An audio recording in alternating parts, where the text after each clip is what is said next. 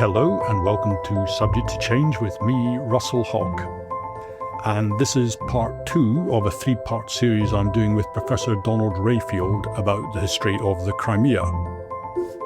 In the first episode we talked about the Crimean War itself and the surprisingly civilized treatment of prisoners on both sides. And today we're going to go further back into the history of the Crimea. It has such a rich and not always a very happy history, so there's no shortage of things to discuss. Anyway, welcome back, Donald, to the podcast. Thank you. Now, I wasn't quite sure how far back we should go, but I thought probably as good a starting point as any is the Golden Horde.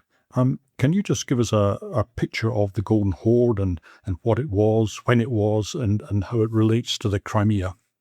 The Golden Horde was something for which Genghis Khan is noted as the leader, a man from an obscure Mongolian tribe who managed to unite a lot of Mongolian tribes with Turkic tribes, with other people from Central Asia, into a highly efficient army, riding small ponies very fast, with very skilled archery, and invading Europe as far as he could and Asia as far as he could, wherever horses could graze. So he got as far as Poland with the bogs and marshes that horses don't like. He got as far as Syria with the desert that horses couldn't graze in. And his empire gradually stabilized into a administrative, mainly tax gathering. The main activity of the Mongols, once they'd arrived, was not killing people, but gathering taxes and establishing administrations. And why is it called golden? Because I always have this picture of them sort of clanking across the steps, weighed down with all the jewellery that they've stolen from their enemies, but I'm not sure that's quite right. Gold was simply their colour. It was the most precious metal, and that was what they regarded themselves as, and later on they gave themselves different titles. So when you say it was their colour, do you mean that was what the clothes they wore? The emblems were the symbols. How does the Crimean bit emerge from the Golden Horde? Is it some kind of a breakaway? How does it develop?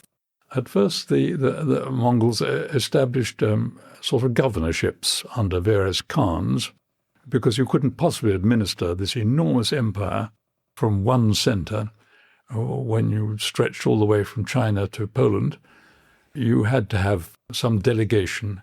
And so khanates evolved, particularly in Russia, or future Russia, at the mouth of the Volga. There was Astrakhan at the point where the Volga is joined by the Kama River at the Urals. That was the Kazan Khanate. And the Crimea was the most desirable one because it got you to the Black Sea, an important trading area, and they established governors there. The problem was, of course, whenever you delegate power, if it's sufficiently far from the centre, it tends to break away and decide that it itself is going to be independent. And the Crimean Khanate managed to hang on to power as the rest of the Mongol Khanate split up, had civil wars, and was finally, in the 16th century, absorbed by the Russians. The Crimean Khanate survived. Was that the end of the Mongol Empire? Pretty well. They say that what the Mongols brought back from their expedition was 3 fatal things: literacy, philosophy, and syphilis. That's why they lost all their cultural and other importance. What is the Khanate in the Crimea? Is it fundamentally Mongolian, with the people are fundamentally Mongolian, or is it just sitting on Crimean soil with a very thin layer of administrators? Rather like the Manchus in China, there was a thin basis of Manchu in China when the Manchu Empire started, and there was a thin basis of Mongol. But after the first few generations, they only remembered a few phrases of Mongol, but they did have some Mongolian habits and customs which made them stand out and was partly the reason why they were so successful. The Mongol Empire had become Islamic by 1300. The force of Genghis Khan was that he had no strong religious feelings. He tolerated all religions. He never oppressed or killed any priests of any religion. But in the end, he found, in order to negotiate with people he'd conquered, that Islam was the safest thing to choose. Do you think the history of the world would be very different if they would have decided to be Christian? Yes, they could have, and they were invited by the Pope to take part in the Jubilee in 1300. The Pope was under the illusion that the Mongols had driven the Muslims out of Jerusalem, so he invited them. And a lot of people in Europe welcomed the Mongols on the grounds that they were killing Muslims. And they didn't realize too late that the Mongols had other things in their mind. The way in which they evolved was they kept certain things from Genghis Khan, the Crimean Khanate, and it's not generally appreciated. Genghis Khan was not a crude dictator. He had a system of government, rather like medieval Britain, with a king but a house of lords that had considerable power. The Khanate had 4 clans, and they consulted, and there was a lot of delegation. They were also free of the corruption that you find in the Ottoman Empire, which they inherited from the corrupt Byzantine Empire. They had a legal system which was admirable. Anyone who came across it right until the 18th century, and some of their legal registers are still preserved. It was criminal and civil law was very highly developed.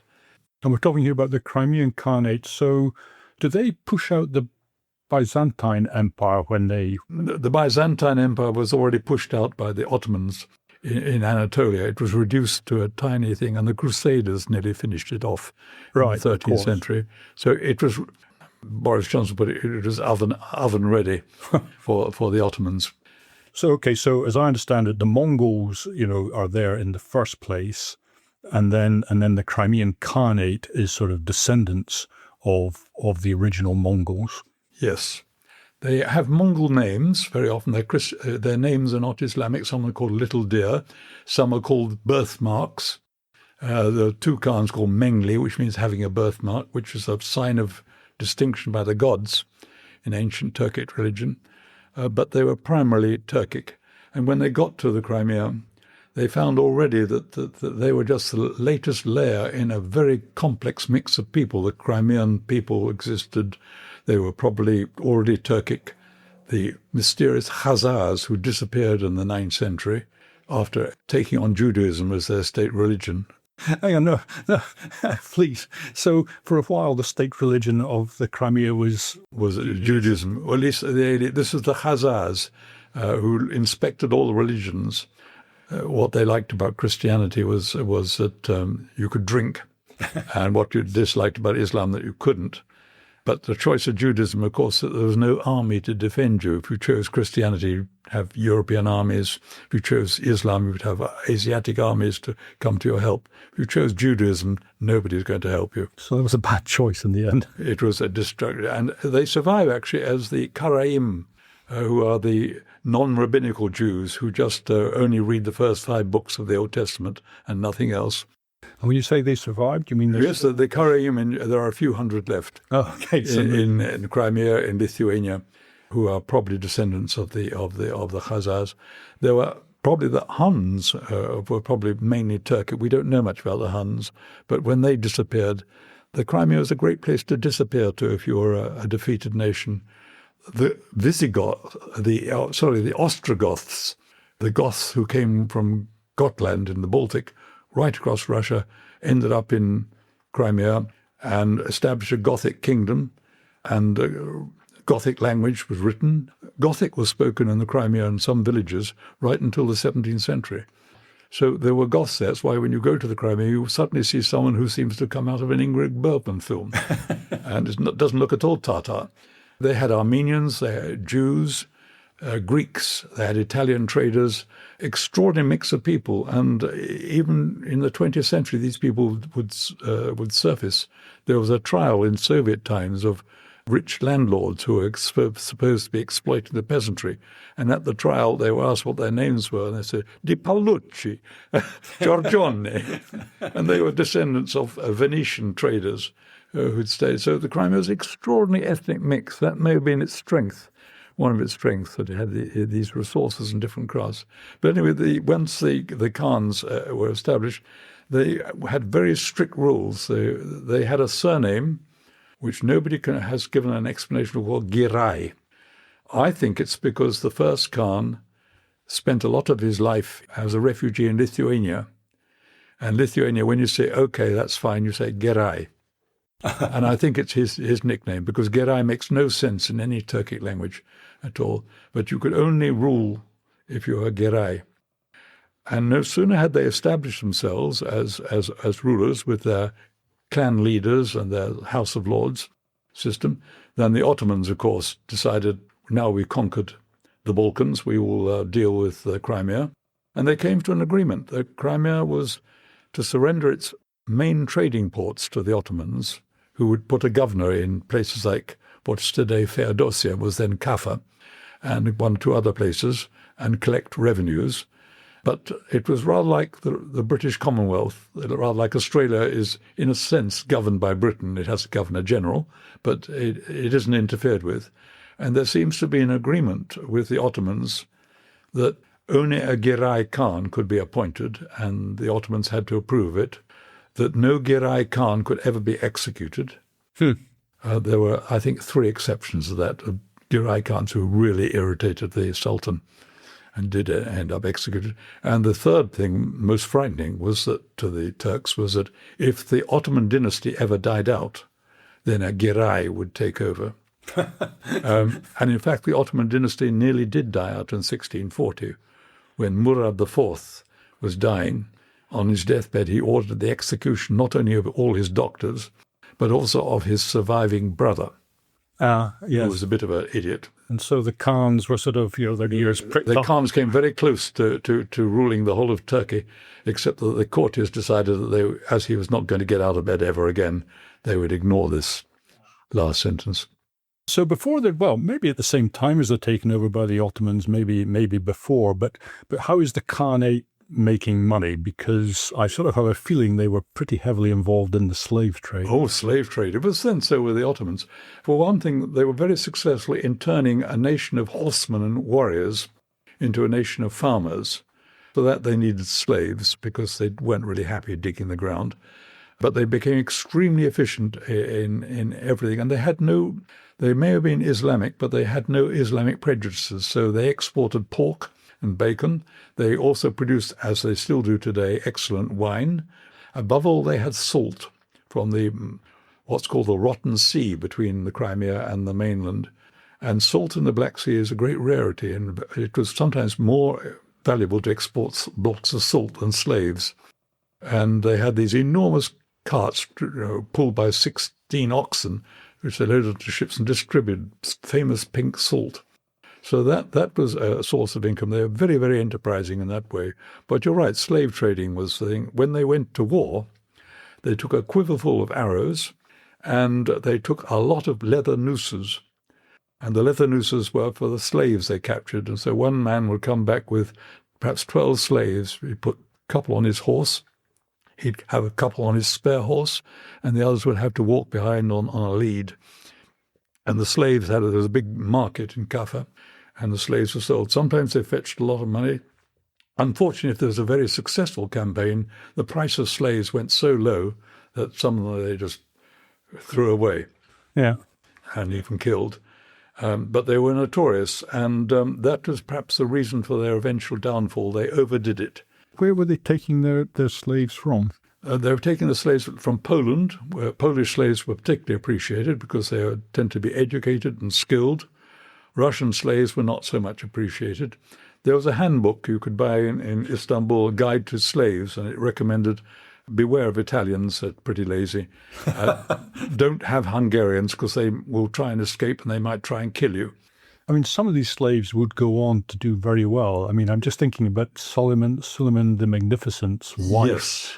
Now, that is true, but it wasn't true in the Crimea. In Turkey, the sultans were very broad-minded about who they slept with and even who they married. So there are several slaves who rose to be effectively the sultan's consort, Roxana, and they turned out to be very wise. That was a source of I think, success for the sultans, that they had an enormous genetic pool because they married all over the place, all different nationalities, Italians, Russians, Albanians, Greeks, and so on. The Gerais, and this was their weakness, and I think probably contributed to their downfall, would only marry a daughter of another Khan. Right. Either a Khan from Astrakhan or a Khan from Kazan or another Giray, which meant the gene pool got smaller and smaller. They also had this custom, a Mongolian custom, which was like an Old Testament custom, that if you had a widowed sister-in-law, you should marry her. And if you had a widowed stepmother, you should also consider marrying her. Well, widowed stepmothers didn't contribute to the gene pool. They were too old. Right. But they were valuable as advisors because they'd been married to Khans before. Right. And they knew a lot about politics. And one of the advantages of the Girays was they had these senior women who were on the payroll. Russians were told, if you're negotiating with us, our foreign minister is in fact my father's widow. At first they were allowed access to strange males, Russian males, Polish males, to negotiate, and later on it had to be done behind a curtain. But so the attitude to women was in some ways better, but they had a very small gene pool. They didn't really believe in polygamy as much as the sultans did. On the other, it meant they didn't have these enormous harems the sultans did, which was the weakness of Ottoman Turkey, because you had wives competing to see whose son would actually become the next sultan and not be strangled in the next accession. And because these wives had to be regulated and controlled, you had eunuchs. Eunuchs were the only males allowed, unrelated males allowed in the harem, except for clock makers and piano tuners. Well, I always think that Henry VIII, it might have all gone better if Henry VIII would have had a harem rather than desperately trying to marry one woman after another and the Catholic Church telling him he couldn't. The trouble was the eunuchs decided the timetable sometimes, who slept with whom, and sometimes the senior wife also decided whose turn it was to sleep, and that way they managed the fertility. And the Sultan very often didn't have a choice. He couldn't say, I'll have wife number 6. Yes, it's never quite as simple as you think. There's always highly rules organised start and very corrupt. Spring up. So the Crimean Khanate didn't have that corruption. It had a very good education system too. It had the highest literacy in the Muslim world. Even girls were taught to read and write by the wives of the school teachers. And school teachers were paid quite a lot, particularly higher education. The salaries were something that a modern professor would envy. Judges were not corrupt. They had a penal system which was extremely effective. Well, I'm sort of guessing. I mean, there's various ways to be effective. It was just. It didn't require prisons. Executions were not as common as in Ottoman Turkey. But I guess prisons were actually quite uncommon until recently, because I always heard that in England until quite recently, they either executed you or fundamentally they let you go. Oh, we had dungeons, and in France you had you could put someone away in a dungeon with a lettre de cachet. If your mother-in-law didn't like you, she could just write a letter to the authorities, and like the poor Marquis de Sade ended up that way. There are other things that were good about the way in which the Crimea ran things. They had a system of intelligence, which was very, very effective. When they had prisoners of war of any rank, they sent an intelligence officer in disguise to his hometown, and this intelligence officer would assess the value of his house, his family house, and how much they might be able to pay in ransom. I see. So that's quite crafty. And they also sold exemptions to townspeople in Hungary and Serbia. So if the Tatar army invaded, they could be exempt from looting. Sort of insurance policies. Highly organized in many ways. But the slavery they overdid to such an extent that in Poland, one bishop authorized his flock to remarry even if the spouse was still alive, but alive in the Crimea. Right. That it was that bad. It was severe depopulation. And that was why eventually in 1700, Poland, Russia and other countries got together and forced the Ottoman Empire to forbid the trade in slaves. It still went on, but it went on very discreetly. And the Ottomans were quite discreet, and since they tended to use the Horn of Africa or Libya, places where the Europeans wouldn't object too much. Right. And you mentioned that the Italians were in the Crimea. So So is this at the same time as the Khanate? At the first Khanate. In fact, the first Khans spoke very good Italian. They even spoke and wrote in Ligurian dialect. And they used to send to Venice for poisoned almonds. There was a shop in Venice that sold poisoned almonds. No, I don't understand it. If you were a Khan and you wanted to get rid of somebody and you needed poison, there was a shop in Venice that would sell it to. They did ask what you wanted it for. And you wrote back, and the Khan said, I need to get rid of some infidels. So you say, okay, fair enough, here's a packet. So the Venetians hung on for a time. They got rid of the Genoese, but the Venetians hung on for a time. But then Venice started a war with the Ottomans over various islands in the Adriatic. The Ottomans decided to expel the Venetians. Right. A few hung on, pretending to be Tatars, but the trade with Italy became weaker. And is there any truth, do you think, to the story that when the Genoese were being besieged in Kaffa, I think, that was when the Black Death was brought to Europe? Certainly, Kaffa was a key staging point for the Black Death because it was a trading place where diseases from the Mongol Empire came and from Central Asia, and the Black Death originated partly from India, partly from Central Asia.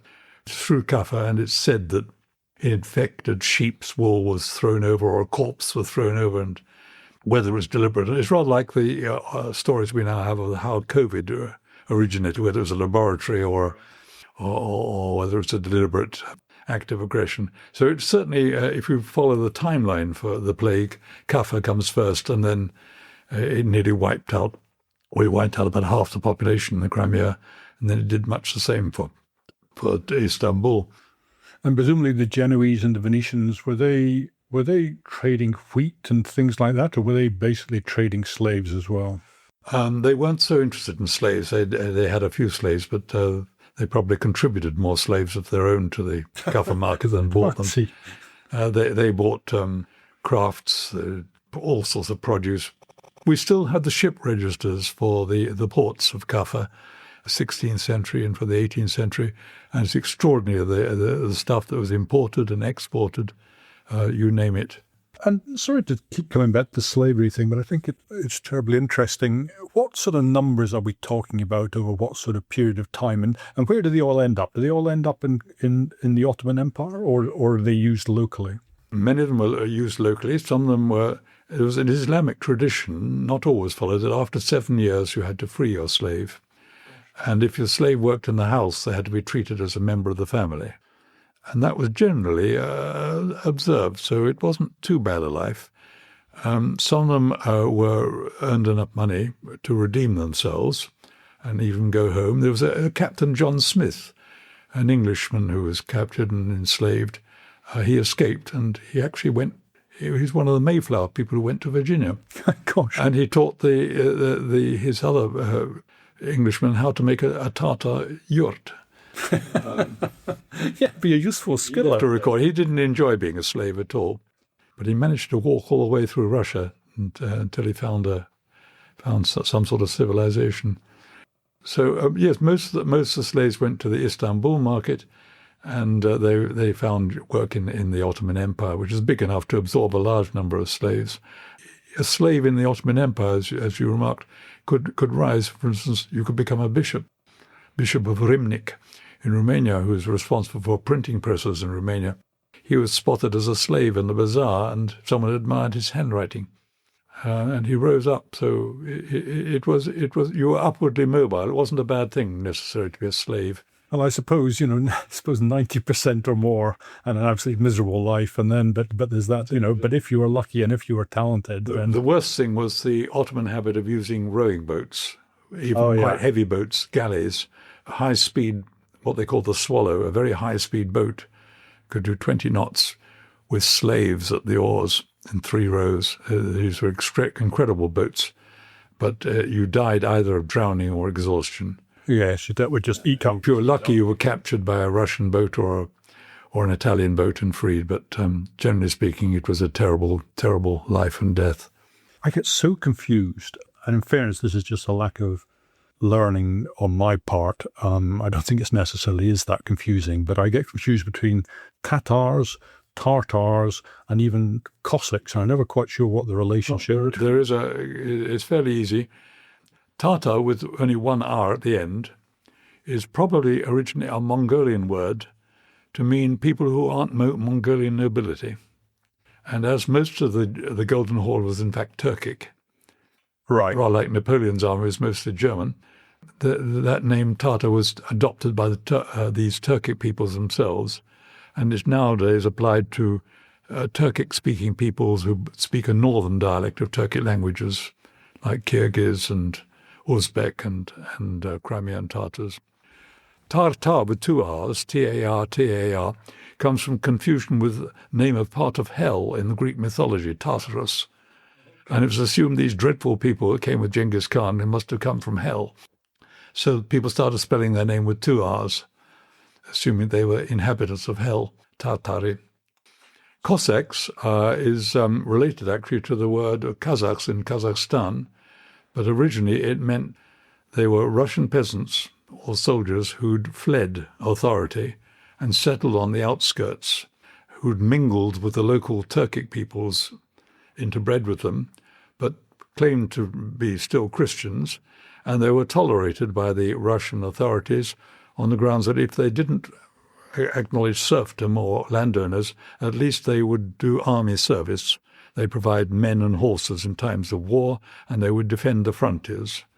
So they were largely Russian speakers who served as frontier men and first defense against invaders, and they were tolerated until, of course, we had the religious reforms in Russia in the 17th century when they decided to reform the Russian church, make the sign of the cross with two fingers instead of three, and so on. And those are highly important things that made a lot of the Cossacks rebel. Some of them took Polish nationality, some of them took Ottoman nationality. There are still, I think, a couple of Cossack establishments in Turkey today. Russian church tend to persecute anyone who dissented, anyone who decided they could drink milk in Lent, for instance, had to clear out. The milk drinkers tended to end up in Estonia or in Turkey. So Cossacks are all over the place. It's amazing, isn't it, how these, what, to us seem like small religious differences, people would burn for or... Yes, because it was yours. They were sort of like Masonic lodge signs, where the way you make the sign of the cross and whether you add and from the spirit in your credo is a matter of life and death. Extraordinary. So when does Russia absorb the Crimea? When does it become... Russia was actually quite friendly with the Crimea until about 1530. The Crimean Khan helped the Russians defeat what was left of the Mongol Horde. Hang on. I thought that the Khanate was sort of part of the Mongol Horde. Yes, but it was already independent, and the Mongol Horde at times tried to, what was left of it, not much, tried to reconquer it, and they collaborated with the Russians to suppress it. Huh. And they also collaborated with the Lithuanians as it suited them. They collaborated with the Poles. They're very, very practical and unreliable allies of the Crimean Khans. Well, it seems like if they're not sort of carrying you off into slavery, they're quite helpful around the place. They're making alliances, but it's a very expensive sort of alliance. And their general philosophy is you had two enemies, you support the weaker one against the stronger one. Right. Because they appreciate your help, until the weaker ones could become so weak that they're a liability. But anyway, after about 1530, Moscow was getting stronger and stronger with Grand Duke Vasily, and then they started calling themselves Tsars, and when Ivan the Terrible got to the throne, he managed to destroy the Khanate in Kazan and completely Russify it and massacre virtually everybody.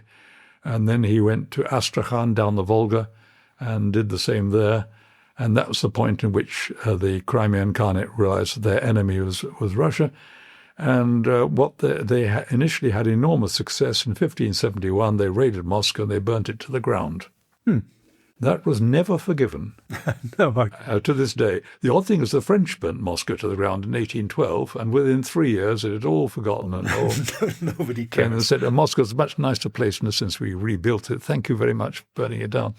But the Tatars were never forgiven for that, and they are perpetual war.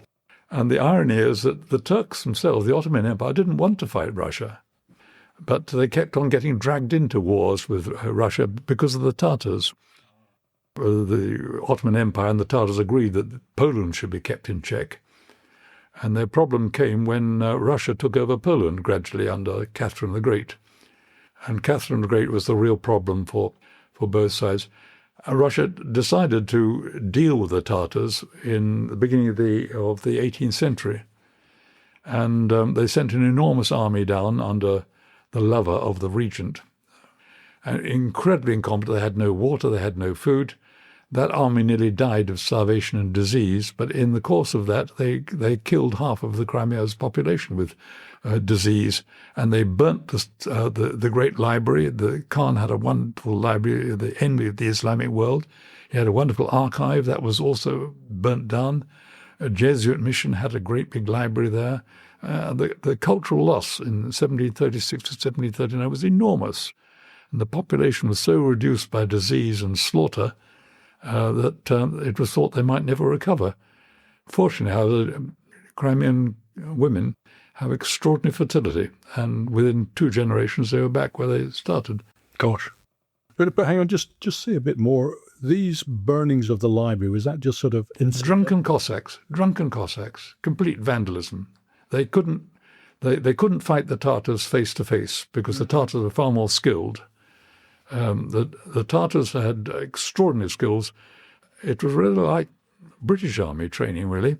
You sent your boy at the age of 7 or 8 away to a boarding school. In the case of the Crimean Tatars, they sent them to the mountain tribes of the Caucasus, the Circassians, who are famed riders, and you acquired skills of a circus rider. They could ride a horse sitting backwards as it's fleeing the enemy and firing arrows over its tail. They would ride bareback, they could turn in the stirrup, and they could fire arrows. Only a Tatar could handle a Tatar bow. It was very, very strong, very short, and made of a laminated wood with secret resin that nobody has yet analyzed. And it could fire arrows faster than rifles could fire bullets. They rode very light, and when they attacked, very often they stripped off and they rode in their underpants. So the horse wouldn't be anything. And when they fought at rivers, all they did was tie up their clothes and their arrows in a bundle, and they swam across rivers. They didn't wait for the river to freeze the way the Ottoman army did. They didn't wait for their artillery to catch up where the Ottoman army. So they were as fast as modern tank corps. They could move at 20 miles an hour for 4 days on end. These ponies were unbelievably tough. So the boys would come back at the age of 18 as circus riders, basically, as virtuoso archers, and no Russian army could compete with them in that. And it was only later, when the Russians brought in artillery, that the Tatars couldn't really do anything much. But they were destroyed in 1736 virtually. They resurrected. There was one extremely effective Khan called Kirim Girai, and he nearly resurrected the Tatars as a military force in 1760 when the King of Prussia was fighting Russia in the 7 Years' War, fighting Russia, and he decided his own army was getting exhausted, and he sent a German officer to the Khan and said, "I'll hire your men, 60,000 men, and all the horses for an enormous sum of money." And that was going to save the Khanate. And then, unfortunately, there was a new Tsar in Russia, Peter III, and he was a great admirer of the Prussians, and he made peace. So that offer lapsed, and that was it. And the Khans, after 1760, were a pretty hopeless lot. And the Ottomans, there was an opinion among the Ottomans that really the Crimean Tatars were more of a hindrance than a help, that they didn't want to make war on Russia, which is all the Tatars seemed to want, that they were just getting them into trouble with European. And so when Catherine the Great proposed to the Crimean Khans, would you not like to be independent totally? Some of the Crimean Tatars fell for this, and some of the Ottomans fell for it. And after yet another defeat of the Ottomans by the Russians proposed this treaty of Küçük Kanaja, which is the only legal thing disposing of the Crimea, the last legal thing that was done Both sides agreed, the Russians and the Ottomans, that Crimea should be an independent Khanate, and there should be no Russian troops stationed there, there should be no Ottoman troops there, no foreign troops at all. Their independence and territory should be recognized, and the only thing is that Turkey might have religious supervision. That was done, and then Catherine the Great, of course, who was the most evil and manipulative of all rulers, she installed a puppet Khan. There was a rather foolish Khan who'd been educated, unlike all the previous Khans. He had a Western education. He'd been to university in Venice. And she flattered him. She took him to her girls' school and let him watch all the girls dancing. She gave him presents and an allowance, and she persuaded the Tatars to appoint him as Khan, and he decided he would be a miniature Catherine the Great. And he ordered an English carriage and rode about in a carriage on these tiny roads. And the Tatars hated it because they were used to a Khan who rode on horseback and who could go right up to. He brought in a bureaucracy, he brought in palaces, civil service, enormous taxation. He ruined the country, and he brought in Russian army trainers. And the Tatars were horrified by Russian army training. In the Tatar army, you were never flogged. You were never even spoken to rudely. And that's not like the Russian army. So there were rebellions. And then Catherine the Great decided to send an emissary to tell the Armenians and the Greeks that as Christians they were in great danger staying in the Crimea, and they would have to leave for Russia. Unfortunately, those Armenians and Greeks were the mainstay of the business community and the trading community. Without them, the Crimea couldn't survive economically. But Catherine the Great persuaded them to move to Mariupol.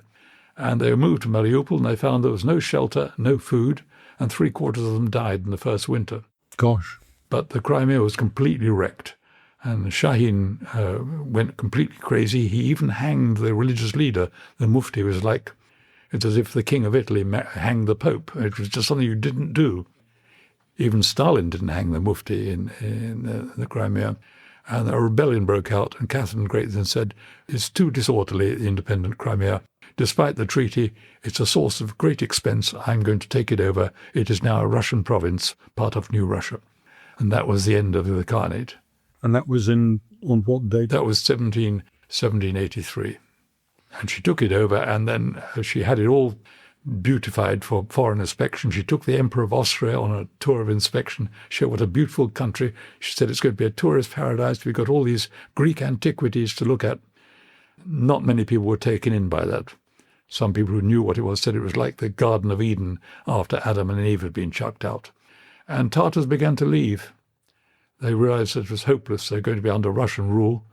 And they began to leave for Anatolia, as a result of which there are 4,000 villages in Anatolia where the inhabitants are all Crimean Tatar by descent. And quite a few in Romania, a few in Bulgaria. To this day, there's, I think, 20,000 Crimean Tatars still speaking Tatar in Romania. So it was depopulated. Genocide began. And Tatars were taken off their land. It was given to Russian officials and Russian military officers. They were made serfs. They were taxed. They were executed. They were horrific. The worst thing came in 1833 when Tsar Nicholas came and he issued an edict saying that the Tatars are being corrupted by their heritage, by their documents, by their books. All Tatar documents are to be confiscated and burnt. Oh, my God. He found a tame Tatar priest to organize this, and everything they collect, every sheet of paper and papyrus was confiscated. An enormous loss. Is worse than what happened in 1736. A few tourists who'd been collecting sheets of paper survived, and they forgot the court registries and the port registries, which are even today only recently been rediscovered and are now being studied. And so some books turn up in Leiden or Cairo or other places where Turkish or Ottoman people collected them. But generally speaking, it was a terrible disaster, 1833. It completely destroyed the culture, and the language could not be written or spoken.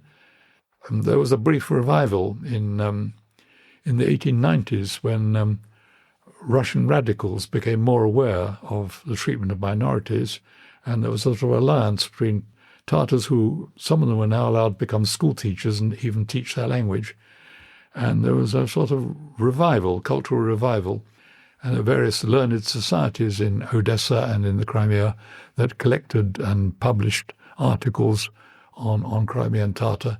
And finally, an extraordinary man called Gasprinsky in Russian, or Gaspirali in Tatar, set up a newspaper called The Interpreter, Terjuman, and he devised a special language for it. It was basically Crimean Tatar, but Crimean Tatar written in such a dialect in such a way that it could be read by Turks or even Turkic-speaking peoples in Central Asia.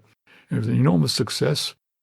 So 1880s, 1890s, 1900s, there was a sort of revival of the Tatars that were left. They were now a minority. They were 20% of the population. And who is the rest of the population? Russians. The Tatar land's been given to Russian church, Russian military, as it has today. Putin's men have taken over. Russian civil servants who came originally to collect taxes, then bought up land cheap or were given it for nothing. Foreigners, Germans and Greeks were brought in as farmers. They were very efficient farmers. The Germans, they brought in their sheep. They made sausages and they made cheese, but they didn't learn Tatar. But the people who came, they found that the Tatar workers were much more reliable than the Russian workers, so they singled out the Tatars for good treatment. And Chekhov had his house in Yalta built by a Tatar builder, and he had a Tatar gardener, but his mother wouldn't have a Muslim in the house, so he couldn't develop relations any further. So this went on. Well, hang on, just before we go on from there, and we should go on, but I just want to go back to Catherine the Great, because I don't know a huge amount about Catherine the Great. You say she's one of the most, evil people that lived, more or less, and I'm sort of interested to know why you say that. She would stop at nothing to get power. She maintained wonderful relationships with philosophers. She had a correspondence with Voltaire, who flattered her and approved everything she did, and even wrote biographies of her previous tsars at her dictation virtually. She supplied the papers.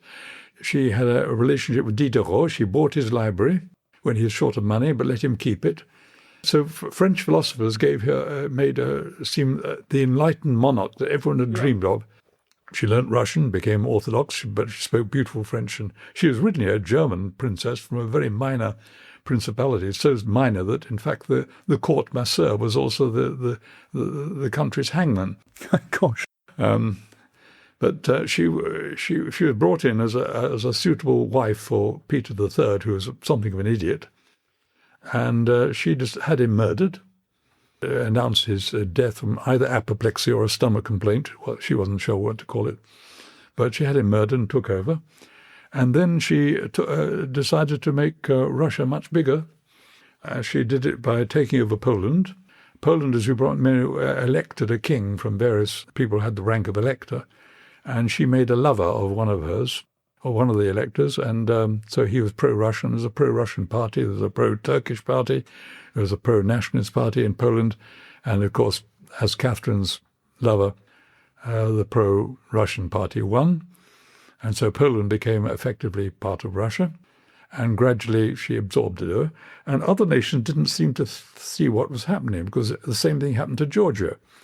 Georgia was offered a treaty in 1783 in which Russia would come to its defense if it was ever attacked. But the treaty was very subtly drawn up by her diplomat Potemkin, another lover too. And if you read the small print, you can see that actually no king of Georgia can ever accede to the throne without the Tsar's or Catherine's approval. And having signed this treaty, Catherine the Great allowed a Persian warlord to come in and reduce Tbilisi to rubble, and didn't come to his defense at all, just waited till the country was reduced to rubble, and then said, I'm sorry, you can't govern yourself anymore, you're wrecked. We'll take over. Under the next rulers, Paul and Alexander, Georgia became just a province of Russia. Exactly the same way Stalin took over Warsaw. He stood by the banks of the river and let the Germans flatten the Warsaw Rising, didn't help the Poles against the Germans, waited till the Germans had completely slaughtered them, and then moved in and announced the liberation of Poland. So Catherine the Great did that, and then, of course, she got Sweden. Her successor, Alexander, who finally incorporated Finland, from Sweden. So she expanded Russia enormously. She got everything from the Åland Islands, Warsaw, to Tbilisi, and with it Armenia. Extraordinary, with barely firing a single shot. Yeah, but I mean, we've had many people in history who have been, I don't know what to say, expansionist, aggressive, whatever. I mean, I'm just wondering what makes her stand out in your mind. Is it the duplicity? While pretending to be an extreme liberal philosopher, not wanting power, wanting to free everybody, projects to free all the serfs, but doing nothing about it, of course, and then sleeping with whoever's necessary to sleep with. But, well, I suppose if you're a woman and you're a queen, you can do that perhaps more easily than a king can, but making promises and drawing up diplomatic agreements which only a professional diplomat can see the catch in. So she was fantastically ruthless then. Oh, utterly ruthless, yes. And indeed a murderer by your... Oh, yes. She murdered a princess who claimed to have a right to the throne. The reason her son, Paul, hated her. Catherine had to forbid performances of Hamlet in Russia because she was too much like Gertrude. Just as Stalin also forbade it. I sort of diverted us. Is there more that we should say about the Crimea and the Khanate, or does... We can say a bit more about the Crimea because they had a couple of moments still to follow. In the First World War, they suffered quite badly, having to fight in the Russian army. But when the revolution broke out, at first things seemed extraordinarily good. They had a group of talented, educated Tatars who had had their education in France and in Istanbul, who established a democratic republic called the Milifirka, the People's Parliament. And this man, Noman Chelebi Jihan, who was a poet and a mufti and a mayor of Simferopol, he was virtually everything.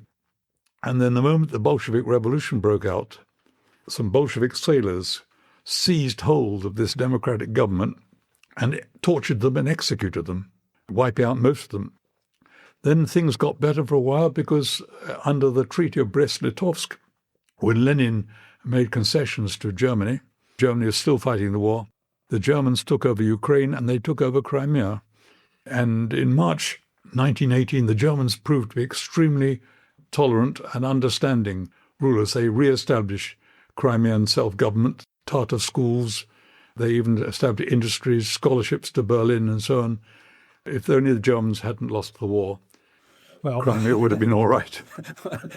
Very nice for the Crimea, but I'm not sure. Well, the Germans had, we think about the Germans, and even the Second World War this applied, the Germans had a very strong Oriental school. They were also interested in the Crimea because they regarded it as Gothic heritage. After all, this is where the Ostrogoths had ended up. So they were good to the Crimeans. Things seemed to revive, trade revived. And of course, then the Germans lost the war and had to leave Crimea and Ukraine, and the Russian Whites took over.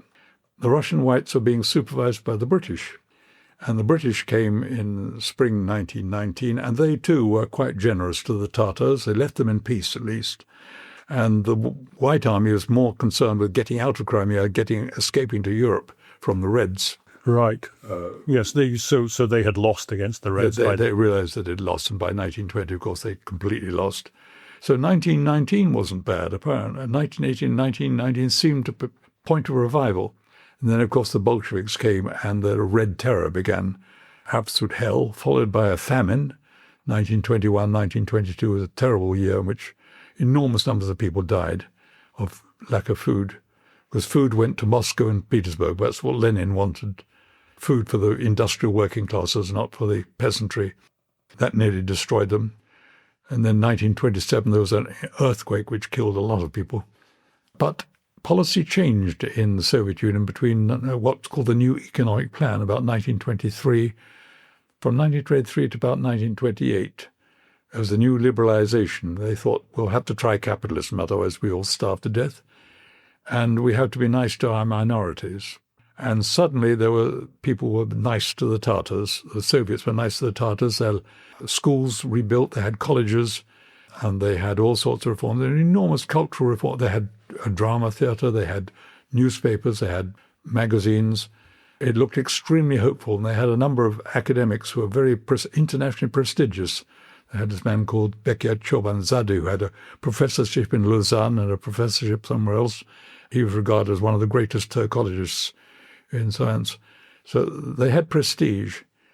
They then had a language reform, and this was, of course, something Atatürk did in Turkey, and Lenin did, or Lenin's successors did, in Russia. They decided that any alphabet that wasn't already established, like the Cyrillic alphabet or the Latin alphabet for the Baltic states, should be Latin. Even proposal to make the Cyrillic alphabet Latin, but that was resisted. For Atatürk, the idea was that Turkey joins the modern world by using the Latin alphabet, and that cuts people off from the Quran. When you learnt Turkish before, you automatically were able to read the Quran because you had the script for Arabic. And the Soviets also approved this. They tried reforming Arabic to get rid of the surplus letters, to make it more phonetic. But Arabic doesn't have vowel sounds, basically short vowel sounds. Turkish has 8 of them.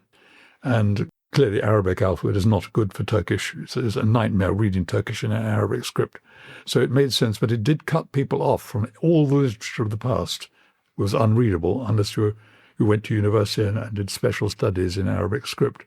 So there was resistance to this.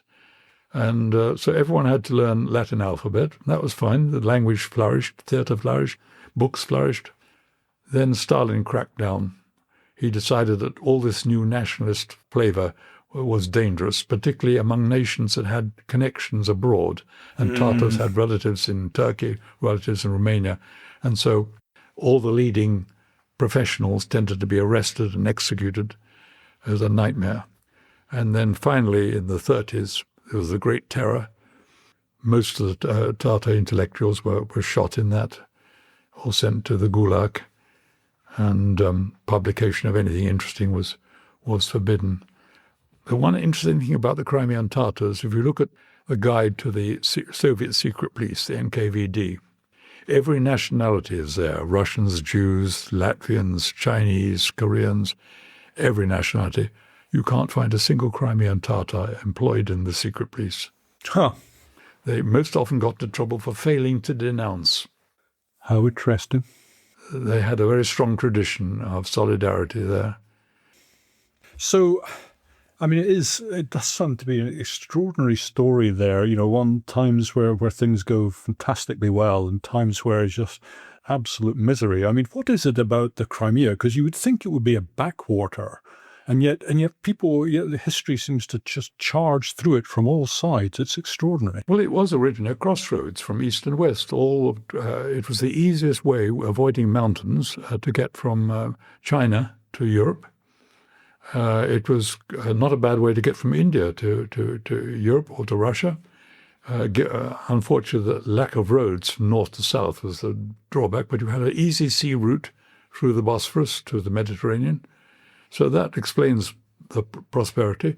You had a climate which, compared with continental Russia, was very benign. You could grow anything there. It's famous for its fruits, vines and vegetables. And I would say that what went wrong was a matter of politics. Slave trading, they overdid it. It was indiscriminate, and it depopulated their neighbours and drove their neighbours to extreme measures.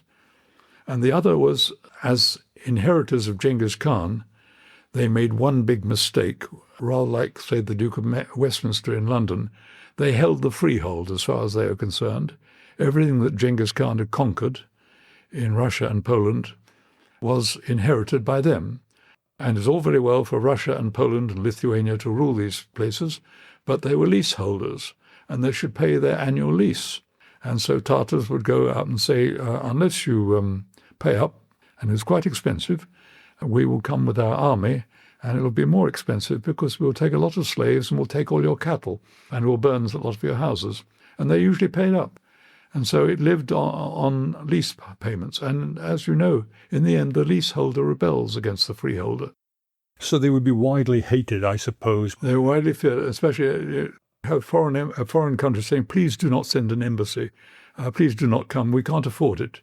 Because when the Tatars came and sent an embassy, they demanded salaries for all their officials, gifts to take home for all their relatives and dependents.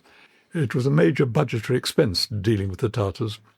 And they never learnt to moderate that.